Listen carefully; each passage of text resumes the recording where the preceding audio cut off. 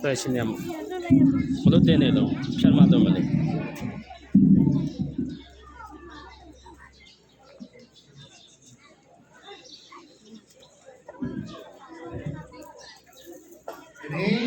ရာရဲ့ကျေးဇူးတော်အပြင်ဆောင်းလို့ပြီးစီတော့ဒီဝန်ကြီးဒီစင်ပြီးတော့ဒီအမှန်ဆောင်ပြီးမဲတော်ကတော့တန်ရှင်တော်ကိုလည်းအများကြီးဆောင်းလျှောက်ခြင်းတွေကခြင်းတည်ရှိခြင်းအပြင်ဒီကုမဆိုင်ရဲ့